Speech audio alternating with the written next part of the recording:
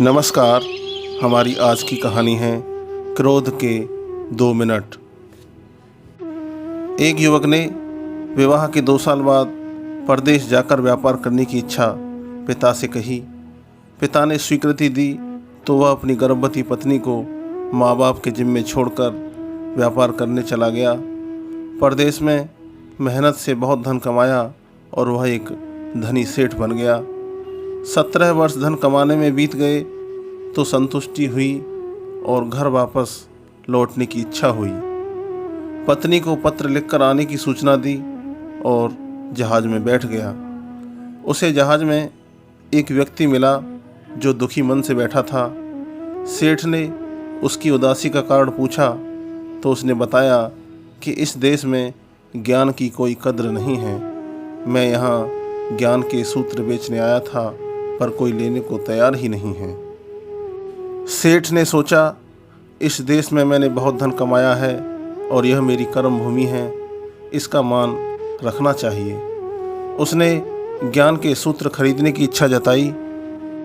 उस व्यक्ति ने कहा, मेरे हर ज्ञान सूत्र की कीमत 500 स्वर्ण मुद्राएं हैं। सेठ को सौदा तो महंगा लग रहा था, लेकिन कर्म भूमि का मान रखने के लिए उसने 500 स्वर्ण मुद्राएं दे दीं। व्यक्ति ने ज्ञान का पहला सूत्र दिया, कोई भी कार्य करने से पहले क्षण भर रुककर सोचना चाहिए। सेठ ने सूत्र अपनी किताब में लिख लिया। कई दिनों की यात्रा के बाद रात्रि के समय सेठ अपने नगर को पहुंचा।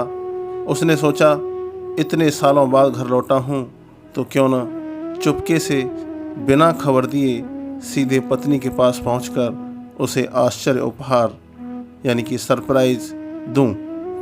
घर के द्वारपालों को मौन रहने का इशारा करके सीधे अपने पत्नी के कक्ष में गया तो वहां का नज़ारा देखकर उसके पाँव के नीचे की ज़मीन खिसक गई।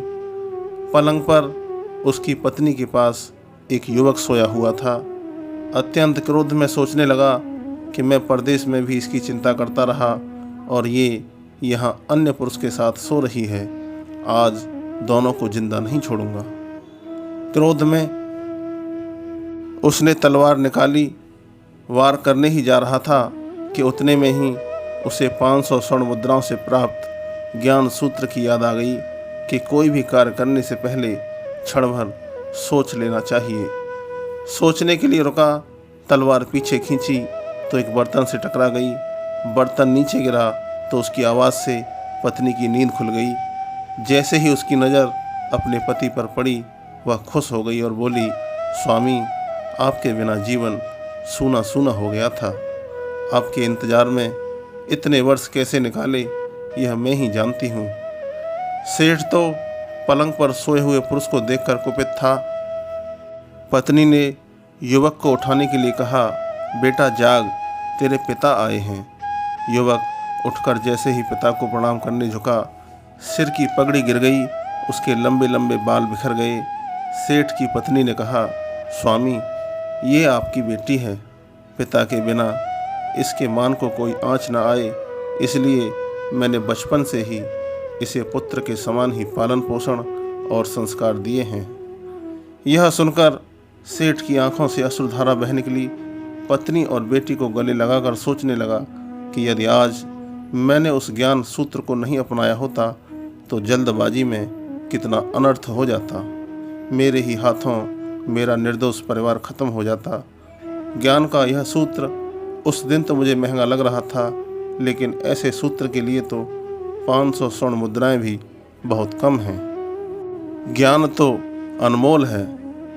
दोस्तों, इस कहानी का सार यह है कि जीवन के 2 मिनट जो दुखों से बचाकर सुख की बरसात कर सकते हैं वे हैं क्रोध के 2 मिनट। इस कहानी को शेयर ज़रूर करें, क्योंकि आपका एक शेयर किसी व्यक्ति को उसके क्रोध पर अंकुश रखने के लिए प्रेरित कर सकता है। अगर आपको हमारी यह कहानी पसंद आई हो तो इस कहानी को लाइक कीजिए, ज़्यादा से ज़्यादा शेयर कीजिए और हमारे चैनल को सब्सक्राइब ज़रूर कीजिए। धन्यवाद।